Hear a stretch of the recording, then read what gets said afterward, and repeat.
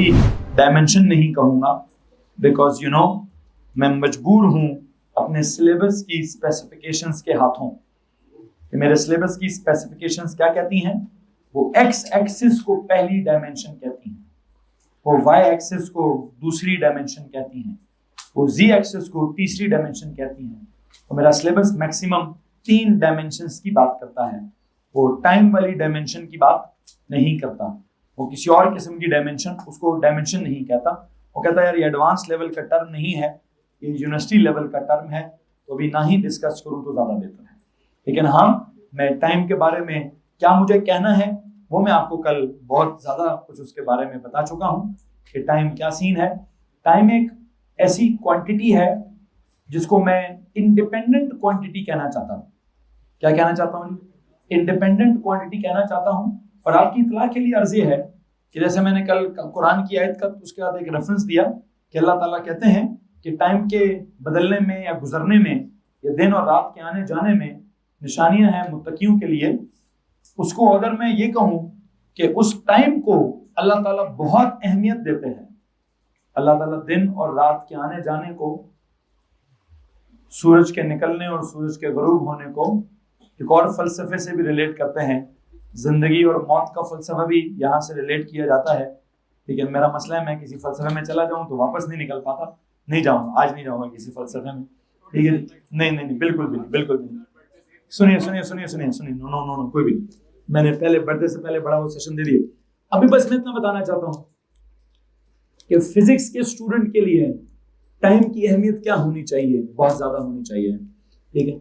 इतनी अहमियत कि उसके एंड पर बुशरा ने मुझसे एक सवाल पूछ लिया है कि सर क्या आप टाइम को एक डायमेंशन बना सकते हैं?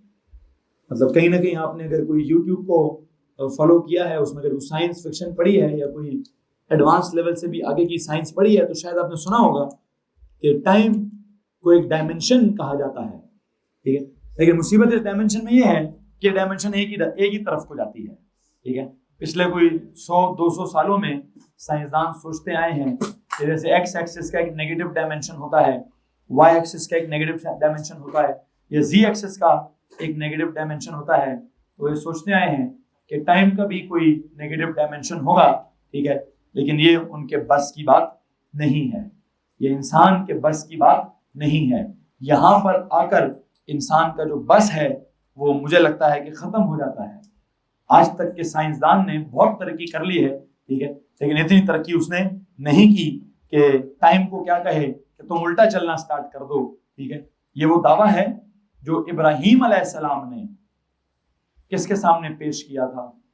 अपने आई थिंक आज़र के सामने। उनके दौर में सर इब्राहीम अलैहिस्सलाम के ज़माने में कौन सा बादशाह था जिसको इब्राहीम अलैहिस्सलाम ने कहा अगर तू तेरा खुदा, मतलब उन्होंने कहा जी मेरा खुदा तो सूरज को मशरिक से निकाल कर मगरिब में गुरूब करता है, ठीक है? तुम्हें अगर अपने खुदा पे इतना भरोसा है तो तुम उसको बोलो कि तुम उसको मगरिब से निकाल कर मशरिक में गुरूब कर दो, तो मैं तुम्हारे खुदा को पूजना स्टार्ट कर दूंगा, मैं तुम्हारे खुदा को मानना स्टार्ट कर दूंगा। आई डोंट नो कि वो उस जमाने में बादशाह कौन थे या कौन नहीं थे, ये किसके दरबार में ये बात हुई या नहीं हुई है, लेकिन हाँ मुझे याद जो पड़ रही है वो मैं आपके सामने रख रहा हूँ कि रसूल पाक सल्लल्लाहु अलैहि वसल्लम ने, अब वो जो भी रसूल हैं, हर रसूल पाक ही होते हैं और हर रसूल पे सल्लल्लाहु अलैहि वसल्लम भी होती है। तो चाहे वो इब्राहीम अलैहिस्सलाम थे या जो भी थे, आई डोंट नो, मुझे लगता है कि इब्राहीम अलैहिस्सलाम का वाकया ये कि उन्होंने किसी दरबार में किसी बादशाह के सामने क्या कहा कि मैं तुम्हारे बुतों से या मैं तुम्हारे इन खुदाओं से बेजार हूं जो कुछ भी नहीं कर सकते हैं, ठीक है? मैं तो इनको मानने से इनकार करूंगा कि तुम्हारा तो बुत का एक मिट्टी का बना हुआ खुदा है, तो अपने आप को नहीं संभाल सकता। तो उन्होंने मेरे ख्याल से सारे बुत क्या कर दिए थे, तोड़ दिए थे। ये वाला वाकया भी इब्राहीम अलैहिस्सलाम के साथ रिलेट किया जाता है।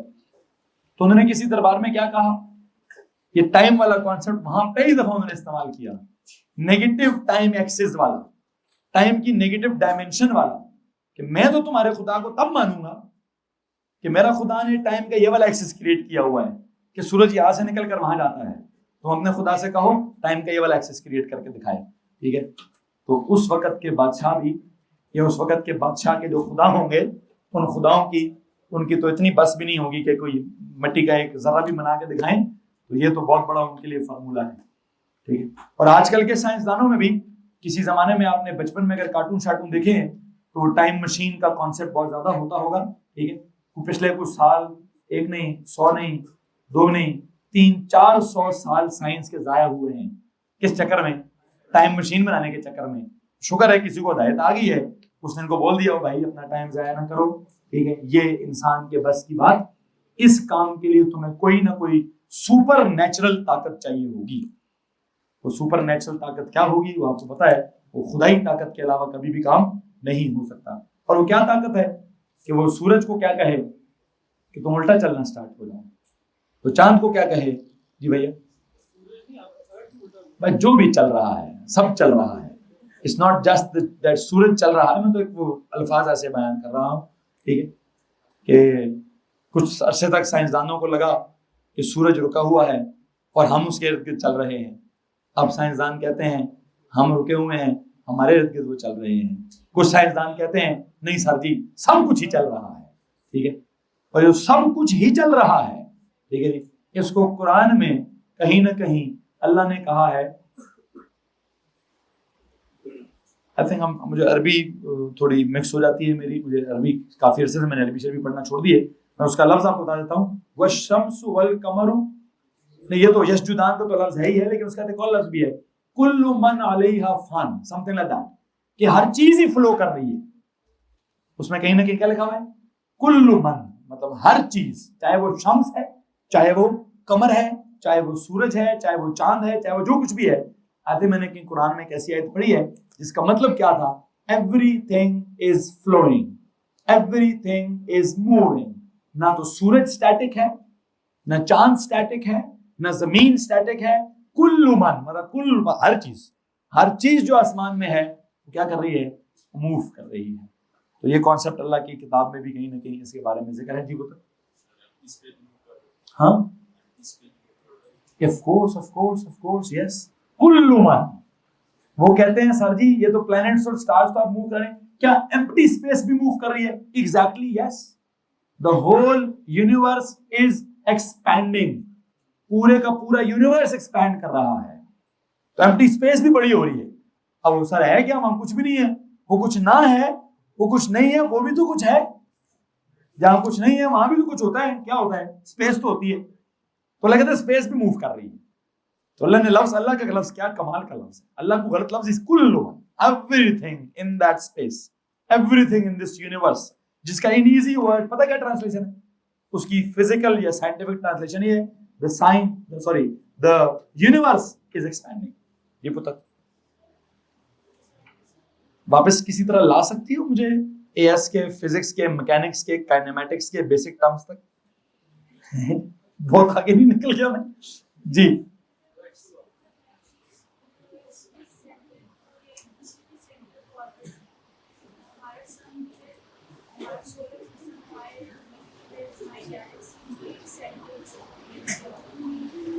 हाँ बिल्कुल कर रही हैं, कहीं ना कहीं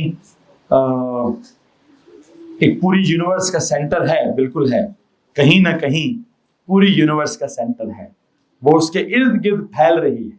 मुझसे पूछोगी तो मैं उस जगह का नाम कुछ और रखूंगा, मैं उस जगह का नाम अर्श खुदाबंदी रखूंगा। ये वो जगह है जहाँ खुदा ने कहा है कि मेरा अर्श वाक़या है, तो मुझे लगता है हर चीज उसके इर्द गिर्द घूम रही है, ठीक है। बहरहाल अब वो किधर है और किधर नहीं है, ना ये साइंसदान को पता है तो ना मुझे पता है। साइंसदान ने भी मैक्सिमम तस्वीर किसकी खींची है, उसने ऑब्जर्वेबल यूनिवर्स की मैक्सिमम तस्वीर खींची हुई है, और वो अभी तक पहले आसमान के किनारे पे भी नहीं पहुंचा है। जी नमरूद, ओ सॉरी, मैं वो अजर उनके चचा थे मेरे ख्याल से, या वालिद थे उनके। तो इब्राहिम अलैहिस्सलाम के जमाने में बादशाह नाम था नमरूद। ओ ये वही है जिसके मच्छर घुसा था, मरा था ये?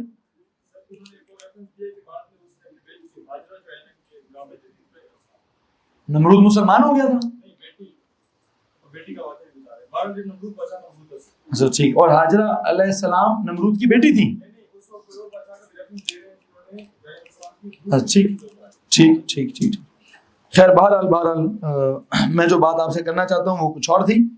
वो क्या थी? वो वक्त वाली बात कि इब्राहिम अलैहिस्सलाम ने आज से 4000 साल पहले अपने बादशाह को या उस वक्त के खुदाओं को चैलेंज किया कि क्या करके दिखाओ टाइम का नेगेटिव एक्सिस क्रिएट करके दिखाओ। तो टाइम का नेगेटिव एक्सिस कोई नहीं है जनाब। एक दफा टाइम निकल गया तो वापस नहीं आता। इसके बारे में एक मुहावरा भी है, तीर से निकला हुआ कमान, जुबान से निकले हुए अल्फाज, और ये जो वक्त है ये एक दफा निकल जाए तो ये वापस नहीं आते। ठीक है जी। सो इनको तीनों को बड़ी एहतियात से इस्तेमाल करना चाहिए। इसको बताने का मकसद ये है कि जो आपका तीर है उसमें से अगर आपने एक दफा छोड़ दिया, कमान छोड़ दिया, तो अगले बंदे को मार कर ही कोई निजाम करेगा। आपकी जुबान में से जो अल्फाज हैं वो अच्छे हैं या बुरे हैं, वो एक दफा निकल गए तो फिर वो कुछ ना कुछ अपना अच्छा या बुरा करके ही लौटेंगे। ठीक है। इसी तरह वक्त एक दफा आपके हाथ से निकल गया, अगर आप 35 साल के हो गए तो दोबारा 34 साल का होना नामुमकिन होगा। आप आगे से आगे ही जाते जाएंगे। ठीक है। मैं अजीब है वैसे, मेरी आज की जो बर्थडे है इसमें एक अजीब सा एक फीलिंग भी है। मैं वो अजीब सी फीलिंग भी आपसे थोड़ी शेयर कर देता हूँ। When I was 25, जब मैं 25 का टर्न हुआ तब मुझे शौक था कि लोग मुझे यंग महसूस ना कर, मतलब मुझे बड़ा बड़ा फील करें। मतलब तब मेरे बाल काले थे, तब मैं थोड़ा जैसे एक इंसान का एक यूथ वाला जो फिनोमेना होता है वो बहुत ज्यादा आप यंग लग रहे होते हैं, तो मुझे मेरे दिल में ख्वाहिश होती थी कि नहीं यार मैं यंग ना ही लगूं। ठीक है। मतलब काम ऐसा था, मैं टीचर था, मैं पढ़ाता था, मैं बच्चों को भी पढ़ाता था, मुझे बहुत बड़े बड़े लोगों से मिलना होता था, तो मेरा दिल चाहता था कि यार इसको ना पता चले मैं 25 साल का हूँ। क्योंकि मेरा काम में 25 साल में भी पुत्र मैं इतना ही फेमस था मैं जितना आज हूँ। ठीक है। अल्लाह का शुक्र है मैं 25 साल में भी अच्छा खासा मैंने काम करके अच्छी खासी इज्जत कमाई हुई थी। लेकिन एक फीलिंग आती थी कि यार मैं जब फोन पे जब मुझसे कोई बात करता है तो सर जी मतलब, और जब वो मिलेगा तो पता चले कोई बड़ी उम्र का बच्चा हो, यही नहीं कहते हाँ बेटा क्या हाल है तुम्हारा। ठीक है।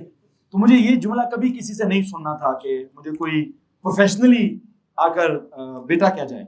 मुझे किसी चले मैं नाम नहीं लूंगा, मुझे कहा किसी ने एक दफा किसी स्कूल या कॉलेज के हेड्स में से किसी हेड ने मुझे जब फोन पर बात की तो ऐसे की जैसे मैं उनसे उम्र में बड़ा हूँ। ठीक है। मुझसे जब मुलाकात करके गले मिला के कहते हैं हाँ सुनाओ बेटा क्या हाल है, तो मुझे थोड़ा अजीब लगा उस वक्त, और मैंने उनसे उस चीज का इजहार भी किया। मैंने कहा देखिए मैं आपके साथ यहाँ एक प्रोफेशनल बुनियाद पर एक मीटिंग करने के लिए आया हूँ। ठीक है। तो you have no right to क्या मुझे बेटा कहकर पुकारें, क्योंकि हमारे यहाँ ना समटाइम किसी को बेटा कह के पुकारने का मतलब होता है भाई तू छोटा है मैं बहुत बड़ा हूँ। ठीक है। हमारे यहाँ कुछ ऐसा वो मुझे प्रोफेशनली ऐसा फील हुआ। ठीक है। तो मैंने उनको इस चीज का इजहार भी किया। मैंने कहा आप मेरी उम्र पर मत जाइए, उसी बात पे जाइए जिस टोन पे आपने मुझे कॉल करके आज मीटिंग के लिए बुलाया है, उसी टोन पे जाएंगे हम वापस, तब तो मैं आपसे बात करूंगा। अदरवाइज अगर आप मुझे बेटा कह के ये फील कराएंगे कि मैं आपसे थोड़ा छोटा हूँ और आप मुझसे बड़े हैं तो मैं माजरत चाहूंगा आपसे। तो खैर बताना कुछ और चाहता था, वो बताना फनी चीज ये चाहता था कि मैं 25 साल का जब था तो तब मुझे अपने आप को ना मैं वैसी क्या कहता था आई एम 30 years old। ठीक है। 26 में भी मैंने खुद को 30 किसी को नहीं हारा, जिसने मुझसे 25 साल के बाद एज पूछी है मैंने हमेशा उसको 30 बोला है। ठीक है। क्यों 30 बोला? मैं मैथ्स का भी तो टीचर था, राउंडिंग भी तो मुझे करना आती थी। ठीक है। तो मैं ना तब 25 को राउंड करके 30 करता था। तो 31 का जब हुआ, जब मैंने एक्चुअली टर्न 30, तो मुझे लगा यार अच्छा मैं वाकई बड़ा हो गया हूँ। 30 मतलब 30 का मतलब है कि आधी जिंदगी गई, अब आप अपने दूसरे जिंदगी के वो जवानी वाला जो प्योर मस्ती वाला वक्त है वो खत्म, अब आपको बहुत मेच्योरली काम करना है। तो एक्चुअल में जब मेच्योरिटी फीलिंग मैंने कहा यार ये क्या मजा है, 30 की ठीक हूँ यार मैं। तो जब मैं 31 का हुआ मैं तब भी आधी दुनिया को बताया मैं 30 का हूँ। जब मैं 32 का हुआ तब भी मैंने सबको कहा कि मैं 30 का हूँ। जब मैं 33 का था तब भी मैंने बहुत सारे लोगों को कहा मैं 30 का ही हूँ। अब मुझे एक मुसीबत हो रही है, अब जब ये 35 पे अगर मैं राउंडिंग का असूल लगाऊं तो बड़ी मुसीबत होने वाली है। ठीक है। तो मैंने रिसेंटली एक नया असूल डेवलप किया है, डेवलप नहीं किया मैंने यकीन जानिए प्रॉमिस मैंने पढ़ा है उसको, मैंने पढ़ा है। आपको मैं राउंडिंग का एक असूल बताता हूं। वो कहते हैं राउंडिंग में जब आपने 5 को राउंड करना हो it does not always round up, ये कभी कभार राउंड डाउन भी होता है। ये राउंड डाउन कब होता है? व्हेन इसके पीछे वाला नंबर ऑड हो इट राउंड्स डाउन।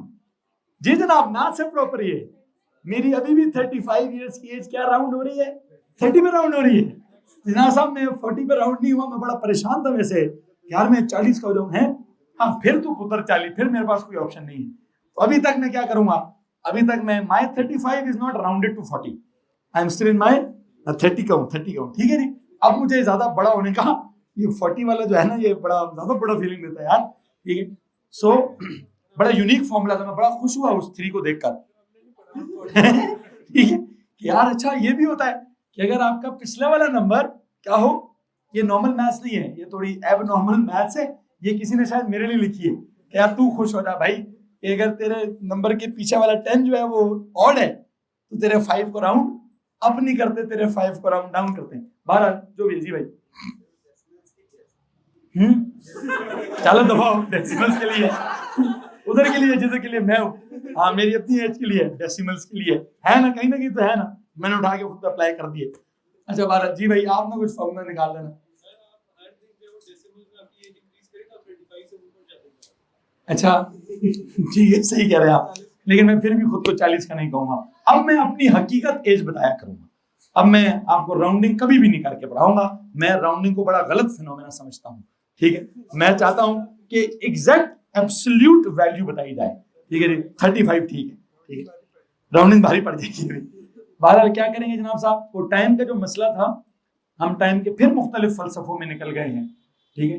टाइम का जो असल फलसफा है वो क्या है, फिजिक्स में टाइम को बहुत ज्यादा इंपॉर्टेंस दी जाती है, और क्या इंपॉर्टेंस दी जाती है, हर फिजिकल फिनोमेना को टाइम के साथ रिलेट किया जाता है।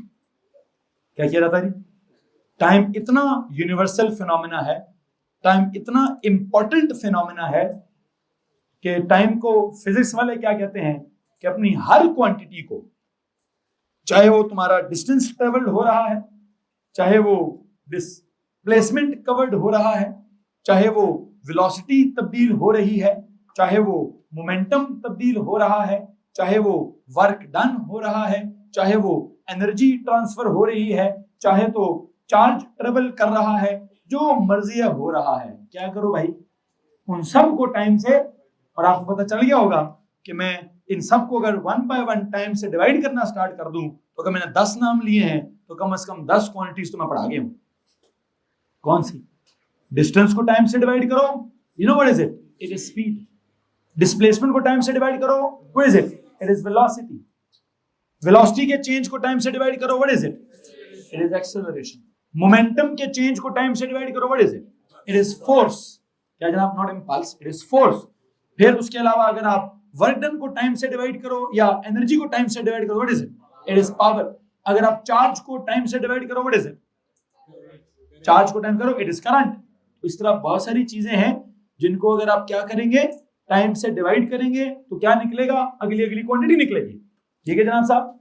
तो आप हर सेक्शन में या हर चैप्टर में जो भी क्वांटिटीज पढ़ेंगे, हर क्वांटिटी को टाइम से डिवाइड करना पड़ेगा, और जब टाइम से डिवाइड करेंगे तो मुझे लगता है बहुत सारी एक्स्ट्रा क्वांटिटीज भी डेवलप होंगी। तो अभी मैं आखिरी बात जो आपको, मतलब अभी जो जहां से बात स्टार्ट करना चाहता हूं, और तो आखिरी बात लिखी भी क्या है, आपने आखिरी जुमला लिखा हुआ है जी, ठीक है, हमने डिस्टेंस डिस्प्लेसमेंट की बात कवर की है, जो अगली बात है वो लिखें, आज के लेक्चर यहां से स्टार्ट करें।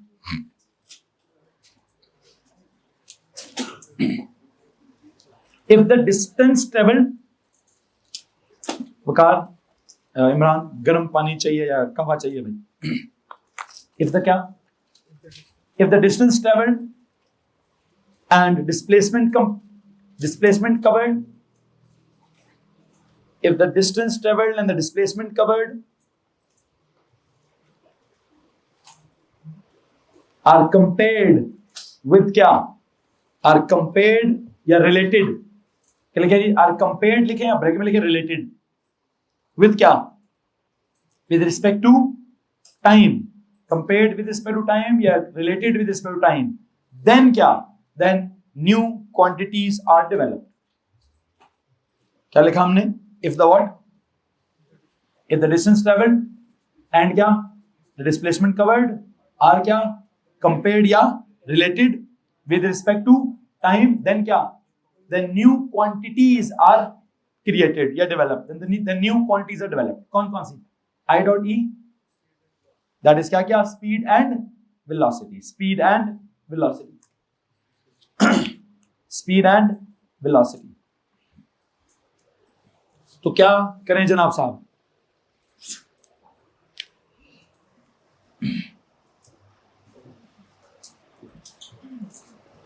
आप में से जो लास्ट रो में है, प्लीज जरा उस कैमरा की सेटिंग ऐसे कर दीजिए कि इस तरफ हो जाए, थोड़ा सा उसका लीवर मूव करके खड़े हो जाए प्लीज। उसके बाद बाकी लोगों को ध्यान दे रही। हम क्या पढ़ रहे हैं? मैकेनिक्स पढ़ रहे हैं, और मैकेनिक्स में हम काइनेमैटिक्स कर रहे हैं, और काइनेमैटिक्स में हम बेसिक टर्म्स पढ़ रहे हैं, और टर्म्स में हम कौन सी टर्म तक पहुंचे हैं? क्या बोला मैंने, क्या डेवलप हुआ है? हाँ जी, स्पीड। और तो एक तरफ क्या करूं, एक तरफ लिखे स्पीड और कॉलम बना के दूसरी तरफ क्या लिख दें? दूसरी तरफ लिख दें वेलोसिटी। जी तो भाई, स्पीड को कैसे डिफाइन करूंगा? वैसे तो आप मुझे ओ लेवल के भी कुछ जुमले बताएंगे तो शायद मैं कन्विंस हो जाऊं, लेकिन मैं आज आपके दिमाग में एक नया कॉन्सेप्ट डेवलप करके ही जाऊंगा। बेशक स्पीड और वेलोसिटी के बारे में आपको सब पता होगा। एनीवन प्लीज मुझे बताएं how to define speed? Raise your hands.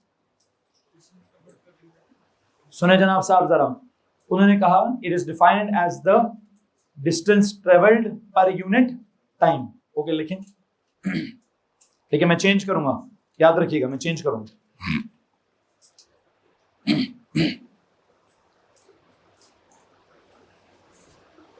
उन्होंने कहा it is defined as the क्या? डिस्टेंस ट्रेवल्ड, डिस्टेंस ट्रेवल्ड, कोई बात नहीं, कवर्ड भी ठीक है, distance travelled per unit time. अच्छा, तो आप क्या कहना चाहते हैं? What do you mean by distance travelled per unit time? I think मुझे ये बताना चाहते हैं कि सर जी स्पीड जो है इट इज इक्वल टू क्या? डिस्टेंस ट्रेवल्ड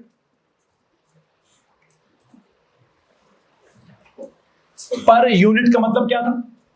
वो डिवाइड कराना चाह रहे हैं किससे? टाइम से। ठीक है, मुझे एतराज नहीं, मुझे एतराज नहीं। लेकिन मैं आपको एक बात बताना चाहता हूं, अब जब आप बड़े हो गए हैं तो आपके लिखने का अंदाज भी क्या होना चाहिए? बड़ा होना चाहिए ना। आपको मालूम है ना मैंने क्या कहा था, कैसे लिखना है? सब्जेक्ट स्पेशलिस्ट की तरह हमने जुमले लिखने हैं। आई डोंट थिंक ये जुमला जो आपने बोला है कि कोई सब्जेक्ट स्पेशलिस्ट ऐसे लिखेगा। ये तो ऑर्डिनरी लेवल का स्टूडेंट कहेगा it is the distance travelled per unit time.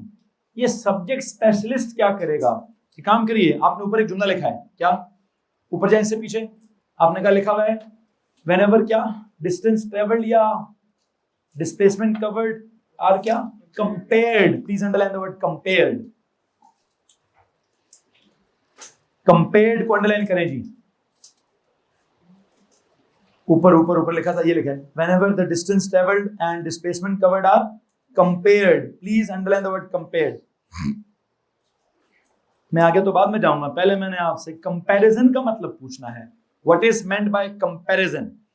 Comparison between two quantities. जी जनाब साहब, ये क्या होता है? ओ लेवल मैथ से जनाब। What is meant by comparison between two quantities? Yes exactly. आपने ओ लेवल में पढ़ा होगा कि रेशो और रेट क्या चीजें होती हैं? रेशो रेट पढ़ा है कि नहीं पढ़ा है? रेशो और रेट असल में क्या होता है? That is the comparison. हाँ, एक मसला है, दो सिमिलर क्वांटिटीज हो तो उनका comparison is known as ratio, and दो डिफरेंट क्वांटिटीज हो तो उनका comparison is known as rate. क्या बोलते उसको?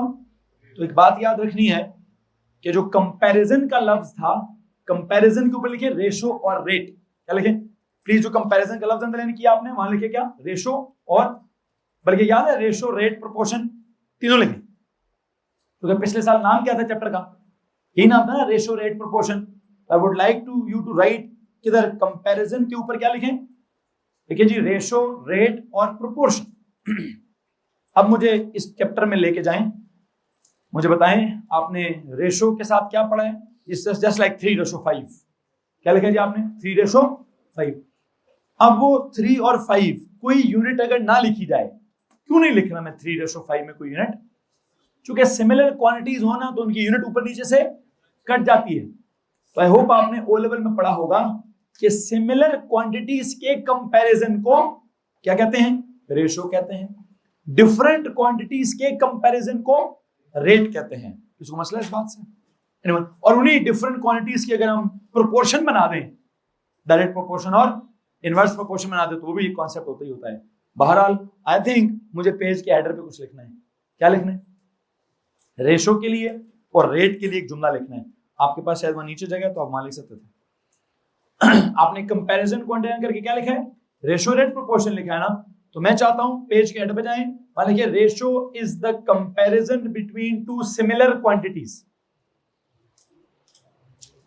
रेशो इज द क्या? Ratio is the comparison between two similar quantities. अगर दो सिमिलर क्वांटिटीज को कंपेयर करूं तो उसकी यूनिट क्या निकली? Hence unitless. दो सिमिलर क्वांटिटीज को कंपेयर करें तो ऊपर नीचे से यूनिट्स क्या हो जाती है? तो रेशो की हमेशा कोई यूनिट, रेशो की कोई यूनिट नहीं होती, हेंस यूनिटलेस। whereas क्या? whereas rate is the comparison between two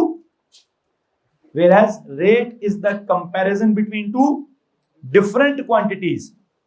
Rate is the comparison between two different quantities. जी तो भैया रेशो और रेट में, लफ्ज के तर्जुमे में किसी को मसला है? अच्छा, मैंने कहा सेम क्वांटिटीज को कंपेयर करूं या डिवाइड करूं, ऐसे एक और मतलब ये कंपैरिजन का मतलब क्या हुआ? डिवीजन।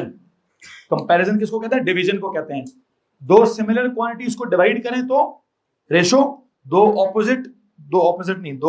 डिफरेंट क्वांटिटीज को डिवाइड करें तो क्या निकलेगा? रेट निकलेगा। अब एक सवाल है आप लोगों से, और मुझे एक बात बताएं। नॉर्मल जिंदगी में भी तो लफ्ज इस्तेमाल होता है, रेट। कैसे? फलानी चीज का रेट क्या है? इस मार्कर का रेट क्या है? सर जी इसका रेट है 50 रुपए पर पेन, पर मार्कर। एक मार्कर कितने रुपए का है? तो ये रेट मैंने कैसे निकाला है? कि अगर मैं कहूं जी मैंने सर एक तो खरीदा नहीं था, मैंने तो पूरा बॉक्स खरीदा था, तो बॉक्स मुझे पड़ा कितने का? 600 रुपए का, और उसमें थे 12 मार्कर्स थे। तो क्या रेट हुआ इसका? 600 रुपीज पर 12 मार्कर्स। क्या था? 600। इसका रेट या इसका कंपैरिजन क्या था? 600 रुपीज थे पर व्हाट? 12 मार्कर्स। उसको सिंप्लीफाई करें तो क्या होगा? वही हुआ ना, 50 रुपीज पर मार्कर। बात समझ आ रही कि नहीं आ रही है? मैं बहुत छठी जुमात में चला गया हूं। छठी जुमात क्या कह रही है? छठी जुमात कहती है सर जी 600 रुपए खर्चे थे और क्या मिला था? 600 रुपए का हमें 12 मार्कर्स मिले थे। वैसे तो आप चाहें तो वो अगर आपसे कहे जी एक मार्कर कितने का है, तो आप वो प्रोपोर्शन भी लगा सकते हैं। कौन सी प्रोपोर्शन? क्रॉस मल्टीप्लाई वाली, याद है आपको? 600 रुपए यूनिटरी मेथड जिसको आप कहते हैं कि सर 600 रुपए के 12 मार्कर मिले तो एक मार्कर एक्स का मिलेगा, तो यूं करें तो वूं करें। तो अगर मैं कहूं नहीं जी मैंने कुछ नहीं करना, मैंने इस रेशो इसको क्या बोलूं मैं? 600 रुपीज पर 12 मार्कर्स। मैं इधर से सिंप्लीफाई कर लूं, क्या सीन है ये? 50 रुपीज पर मार्कर। तो ये नॉर्मल जिंदगी में जो रेट है ना, वो पैसों वाला होता है कि फलानी चीज का क्या रेट है। तो वो रेट मतलब उसकी price per unit object, per unit marker, या प्लॉट का क्या रेट है, तो मोबाइल का क्या रेट है, तो कपड़ों का क्या रेट है, तो केक का क्या रेट है, तो किसी भी चीज का क्या रेट है। You getting my point? ठीक है। तो क्या होता है? पर ऑब्जेक्ट का एक, अच्छा वो तो नॉर्मल जिंदगी करे। ये रेट का लफ्ज फिजिक्स में भी बहुत बहुत बहुत बहुत इंपॉर्टेंट है। यहां हमने एक असूल बना दिया है। मैंने आपको थोड़ी देर पहले क्या कहा था? पहले तो फिजिक्स वाले करते क्या है? नॉर्मल जिंदगी में सोशियो इकोनॉमिक लाइफ के पहलुओं में क्या होता है? हर चीज को पैसों से गिनते हैं। किसे गिनते हैं? हर चीज का पैसों वाला रेट निकालना चाहते हैं। फिजिक्स का साइंसदान क्या करना चाहता है? हर चीज को टाइम के साथ कंपेयर करना चाहता है। क्या करना चाहता है? तो नॉर्मल जिंदगी वाला बंदा रेट का लफ्ज कहां इस्तेमाल करेगा? पैसों के हिसाब से, क्या फलानी चीज के कितने पैसे बनते हैं। ये फिजिक्स वाला बंदा भी रेट का लफ्ज बहुत इस्तेमाल करेगा। कहां कहां? जब भी किसी चीज को टाइम से कंपेयर किया जाएगा तब फिजिक्स वाला उसको क्या कहेगा? रेट कहेगा। तो आपने कहा distance travelled per unit time. Let me tell you, A level वाला बंदा क्या कहेगा? It is the rate of distance travelled. That's it. बस वो तो जितना मैंने बोला काफी है। क्या बोला मैंने? रेट ऑफ डिस्टेंस ट्रेवल्ड, तो रेट का मतलब ही निकाल लें। सर जी फिजिक्स में क्लियर है, फिजिक्स में ऑब्वियस है कि rate is always with respect to time. Normal जिंदगी में रेट किसी के साथ भी हो सकता है, लाइक पैसों के साथ पर यूनिट, या मतलब वो दर्जन के हिसाब से भी रेट ले सकता है, लेकिन जो भी है नॉर्मल जिंदगी को घटे में बने। फिजिक्स की जिंदगी क्या कह रही है, फिजिक्स का स्टाइल क्या कहता है? फिजिक्स का स्टाइल ये कहता है कि जनाब साहब क्या करो भाई, फिजिक्स का स्टाइल ये है कि जब भी किसी क्वांटिटी को टाइम से कंपेयर करो तो उसको क्या कहो, उसको रेट कहो। या तो लिख दो कि जैसे आपने कहा distance travelled with respect to time, या distance travelled per unit time. और अगर मैं कहूं मैं नहीं लिखना चाहता टाइम, तो फिजिक्स में एक और ऑप्शन है, क्या लिख दो? रेट लिख दो। क्या लिख दो जी? डिस्टेंस ट्रेवल्ड का रेट क्या है, डिस्टेंस ट्रेवल हो रहा है किस रेट पर हो रहा है, तो उसका मतलब क्या होगा? जो डिस्टेंस ट्रेवल हो रहा है वक्त के साथ उसका क्या हिसाब है, वक्त के साथ उसका क्या हिसाब है। किसी को मसला है इस बात से? एनीवन? तो आपने पेज के हेडर पे पहले क्या लिखा? रेशो होता क्या है? Comparison between two similar quantities. फिर क्या लिखा? रेट क्या होता है? Comparison between to different quantities. ये मैथ्स की मीनिंग है। इसकी मीनिंग लिखी। फिजिक्स की मीनिंग क्या है? इन फिजिक्स रेट क्या होता है? इन physics rate is the comparison with time. Rate is always the comparison with. अब अगले पेज के हेडर पे लिखते हो या जहां भी जगह मिलती है चेक करना है उसकी सेटिंग कैसी। क्या लिखवाना चाह रहा हूं? इन फिजिक्स रेट इज क्या? Rate is always what?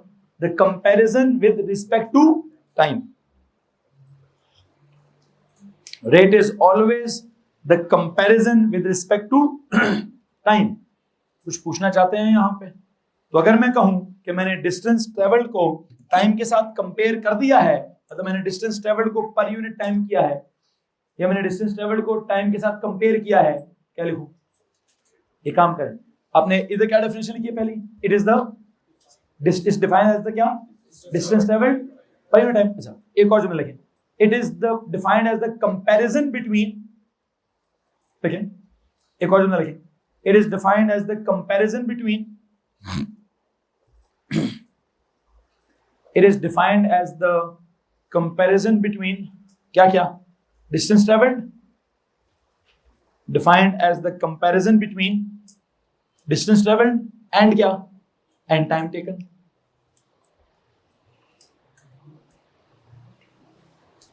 Is defined as the comparison between distance traveled and time taken. किसको मसला है? लेकिन अब मैं असल वर्ड लिखवाना चाहता हूं। ठीक है, असल वर्ड डेफिनेशन क्या है? It is defined as the rate of, या simple the rate of distance travelled, या अक्सर लोग लिखते हैं क्या? Rate of change of distance. वो चेंज ऑफ डिस्टेंस क्या है? वो डिस्टेंस ट्रेवल्ड ही है।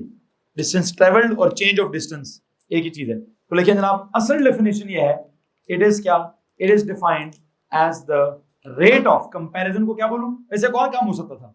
अगर मेरा दिल कर रहा है नोट्स खोलने का, तो मेरा अगला जुमला बनता है, it is defined as the division of distance travelled by what? By time taken. लेकिन इतना अलीफ अलीफ नहीं करूंगा। Distance travelled per unit time, ये comparison between distance travelled and time. सबसे अच्छी बात क्या है? Rate of distance travelled. It is क्या? देखिए जी, it is defined as the it is defined as the rate of change of, क्या लिखा पहले? rate of distance, इतना लिखो, rate of distance traveled, rate of distance traveled with respect to time. It is defined as the rate of distance traveled with respect to time. ऐसे with respect to time को bracket में लिखो, with respect to time को bracket में लिखो। क्यों ये लिखने की जरूरत क्यों नहीं? जब रेट लिख दिया है ना, तो रेट का हमेशा मतलब क्या होगा? हमेशा मतलब फिजिक्स में हमेशा मतलब क्या होगा?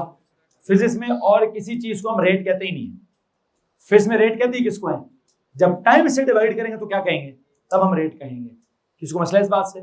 सो यू नो व्हाट, हमने क्या किया है? एक और जुमला मैं आखिरी लिखवाना चाहता हूं। अब मैं ना, आपने कहा रेट ऑफ डिस्टेंस ट्रेवल्ड, चूंकि मेरे आगे जितने भी जुमले हैं उनमें एक आएगा rate of change of velocity, एक आएगा rate of change of momentum, एक जगह आएगा rate of change of energy, एक जगह आएगा rate of flow of charges. तो आई थिंक ज्यादातर मैं रेट ऑफ चेंज की बात करूंगा। किसकी बात करूंगा? तो अगर मैं यहाँ इसको कह दूं, it is defined as the rate of change of distance, that's it. किसको मसला है? ये फाइनल जुमला है, इसके बाद नहीं लिखूंगा। इधर क्या लिखें? It is defined as the rate of change of distance. अब डिस्टेंस ट्रेवल्ड ना बोलें, डिस्टेंस ट्रेवल्ड के लिए क्या फ्रेज दे रहा हूं? क्या फ्रेज दे रहा हूं? Change of distance. नहीं, रेट तो अपनी जगह पर कायम है, डिस्टेंस ट्रेवल्ड को क्या बोल रहा हूं मैं? Change of distance. तो क्या लिखें? It is defined as the rate of change of distance, rate of change of distance. किसको मसला है इस बात से? एनीवन? आई थिंक जी हाँ, तो फिर उधर भी एंड क्या करूं? कहते सर फिर एक काम करें ना, इधर कुछ ना लिखना है, इधर सीधा सीधा एंड रिजल्ट लिखवा दें। क्या एंड रिजल्ट है? Rate of change of displacement. ठीक है जी। अगर आप इसको शुरू वाले सारे जुमले लिखना चाहते हैं तो लिखें। शुरू वाले क्या लिखेंगे आप? जैसे पहले यहां क्या लिखेंगे? डिस्प्लेसमेंट कवर्ड पर यूनिट टाइम, या पहले वो लिख लें। फिर क्या लिखेंगे? डिफाइंड एज द क्या? Defined as the comparison between displacement covered and time. फिर क्या लिखेंगे? Defined as the rate of क्या? Displacement covered with respect to time. End पे क्या लिखेंगे? Rate of change of displacement, that's it. ये आप अपने नोट्स कंपैरिजन में बिल्ड कर लें। जिस तरीके से यहां जुमले लिखे हैं, उन सारे जुमलों में सिर्फ क्या फर्क आएगा? सिर्फ क्या फर्क आएगा? सर वहां डिस्टेंस है, यहां डिस्प्लेसमेंट आ जाएगा। बाकी जो मैंने वो पर यूनिट टाइम बोला है, या comparison of displacement covered with respect to time बोला है, या रेट ऑफ क्या बोलते हैं displacement covered with respect to time बोला है, या अल्टीमेटली क्या बोलना चाहता हूं मैं? रेट ऑफ क्या बोलना चाहता हूं? Change of displacement, rate of change of displacement. तो लीजिए जनाब साहब, मैं ये आपसे एक्सपेक्टेशन ये है कि आपसे अगर किसी ने भी अगर क्या पूछा, अगर आपसे कोई ये पूछे कि जनाब साहब बीइंग एन ए लेवल का student please tell me how to define speed, तो प्लीज क्या लिखेंगे आप? Rate of change of distance, that's it. Define velocity, तो क्या लिखेंगे आप? Rate of change of displacement. ये जुमला आपके मुंह पे एकदम से क्या आना चाहिए? Rate of change of whatever. If it is distance then the answer is speed. If it is displacement then the answer is velocity. If it is momentum then the answer will be, ये खैर मैं बहुत आगे चला गया हूं, मैं अभी वहां नहीं जाना चाहता। मैं सिर्फ क्या बताना चाहता हूं कि जब भी टाइम से किसी चीज को डिवाइड करते आए हैं आप, ओ लेवल से डिवाइड करते आए हैं। मैं आपको सिर्फ ओ लेवल का भी पढ़ा के काम खत्म कर सकता था, लेकिन मैं हर लेक्चर में कोई ना कोई नई बात आपसे लाजमी करना चाहता हूं। और मुझे लगता है आज के लेक्चर में क्या नई बात की गई है? हाँ जी, लिखा होगा पुत्र। फिर भी भाई ने मुझे क्या बताया है? मैंने तो कुछ भी नहीं किया, मैंने तो उनसे पूछा था व्हाट इज स्पीड, वो कहते हैं distance travelled per unit time. ठीक है? मैंने कब कहा था कि ऑर्डिनरी लेवल का जवाब दो? मैंने कहा था भाई मैं ए लेवल की क्लास में हूँ, ए लेवल का जवाब दें। अब आपने मुझे बोला है, क्या बोला है? Distance travelled per unit time. गलत तो नहीं बोला? बोला तो सही है भाई ने। मैंने सिर्फ उनको क्या बोला कि जनाब साहब ये आपकी ओ लेवल की डेफिनेशन है, ओ लेवल में चलती है, ओ लेवल में चलती है, ए लेवल में नहीं चलती। क्यों ए लेवल में क्यों नहीं चल रही? ए लेवल में क्यों नहीं चल रही? सर ए लेवल वाला एग्जामिनर क्या एक्सपेक्टेशंस लगाए बैठा है? वो हमसे ये एक्सपेक्टेशन लगाए बैठा है कि हम टीचर बन चुके हैं जी, हम औरों को पढ़ाते हैं, उसकी ये एक्सपेक्टेशन है कि हम जो पढ़ रहे हैं हमसे अपने पिछले लेवल को हम पढ़ाते भी हैं। ठीक है, तो हम कोई गलती कर ही नहीं सकते। हम तो हर चीज ऐसे लिखते हैं जैसे बिल्कुल क्लासी तरीके से लिखने का तरीका होता है। तो खैर बहरहाल क्या करें, जरा सिंबल्स में भी जाएं जी। मुझे बात बताएं, अगर आप दोबारा लिखना चाहते हैं तो आप रेट का मतलब क्या लेंगे? डिवाइडेड बाय टाइम, वो आप ले चुके हैं। बहरहाल if speed is equal to, rate का मतलब क्या था? डिवाइड बाय टाइम ऑफ क्या? अच्छा सिंबल्स बताएं यार, इसका फॉर्मूला क्या बनाऊं? डिस्टेंस का तो डी है, टाइम का टी है। हाँ बस एक मसला है कि इधर स्पीड है उधर वेलोसिटी है, तो स्पीड का सिंबल क्या होना चाहिए? एस, और वेलोसिटी का सिंबल क्या होना चाहिए? वी। लेकिन दोनों सिमिलर क्वांटिटीज है कि डिफरेंट क्वांटिटीज है? सिमिलर है। तो उन्होंने कहा दोनों सिमिलर क्वांटिटीज है तो सिंबल एक होना चाहिए। तो क्या करें? एस का सिंबल उठा के दोनों पे अप्लाई करें कि वी का सिंबल उठा के दोनों पे अप्लाई करें? एस का तो उन्होंने किया ही नहीं, क्योंकि बहुत सारे साइंसदान हैं जो डिस्प्लेसमेंट को एस बोलते हैं, बहुत सारे हैं जो डिस्टेंस को भी एस बोल देते हैं। तो मैंने कहा भाई एक काम करो, वैसे मैं तो एस के चक्कर में नहीं जाता, ना डिस्टेंस डिस्प्लेसमेंट के लिए एस का सिंबल है, ना स्पीड के लिए एस का सिंबल है, अदरवाइज कंफ्यूजन ही है। मैं तो स्पीड के लिए भी एस नहीं बोलूंगा, डिस्टेंस डिस्प्लेसमेंट के लिए भी एस नहीं। उनके लिए मैंने क्या बोला है, डी डी बोला है, D with arrow, D without arrow. तो यहां क्या करूं, बेशक ये वी से स्टार्ट नहीं होता, लेकिन इसका एक भाई है, उसका नाम वेलोसिटी है। क्या नाम है, और वो इसका बड़ा भाई है। कैसे पता चला बड़ा भाई है, कुछ एक्स्ट्रा भी है उसके पास। हाँ जी, उसके पास magnitude plus unit plus direction भी है। कहता भाईजान उसको किधर, मैं ज्यादा इंफॉर्मेशन कैरी करता हूं, मेरा सिंबल इस्तेमाल होगा, उसका सिंबल तो कंफर्म है V, v is equal to D by T. तो अब वही सिंबल यहां उठा दें, फर्क क्या करें, फर्क ये कर लें सर, एरो लगा दें, इधर एरो लगा दें उधर ना लगाएं, इधर एरो लगा दें उधर ना लगाएं। किसी को मसला है? जहां तक ताल्लुक है इसकी यूनिट्स का, तो यूनिट्स तो आपको पता है, व्हाट इज इट, मीटर पर सेकंड। और इसी मीटर पर सेकंड को और कैसे लिखते हैं, ms-1। अब ये भी पढ़ा, ये तो पिछले चैप्टर में हम सारा कुछ पढ़ चुके हैं। हाँ, एक फर्क और है, स्पीड इज क्या, अब वो s फॉर s आएगा, speed is scalar, velocity is vector, अब वो ss और v आपस में आएगा। तो एक जुमला और लिख दीजिए, speed is a scalar quantity, velocity is a vector quantity. Speed is a scalar quantity and velocity is a vector quantity. Speed is a scalar quantity and velocity is a vector quantity. Other units का पूछेंगे तो मैं अब नहीं पढ़ाऊंगा, वो आपको prefixes सुफिक्सेस लगाकर कम ज्यादा बड़ा छोटा करना आना चाहिए। कि अगर मैं मीटर पर सेकंड की जगह किलोमीटर पर सेकंड लिख दूं, या मिलीमीटर पर सेकंड लिख दूं, या किलोमीटर पर आवर लिख दूं, या किलोमीटर मतलब मीटर पर आवर लिख दूं, जो भी है ये सारा आपको प्रीफिक्सेस के हिसाब से एडजस्ट करना आना चाहिए। बहरहाल आई थिंक मैं आज के लेक्चर में इतनी ही बात करना चाहता हूं। मैं यहाँ से आगे मैथ्स वालों को पढ़ाना चाहूंगा, जो मैथ्स वाले हैं वो बैठ जाएं, जिनका मैथ्स नहीं है वो जा सकते हैं।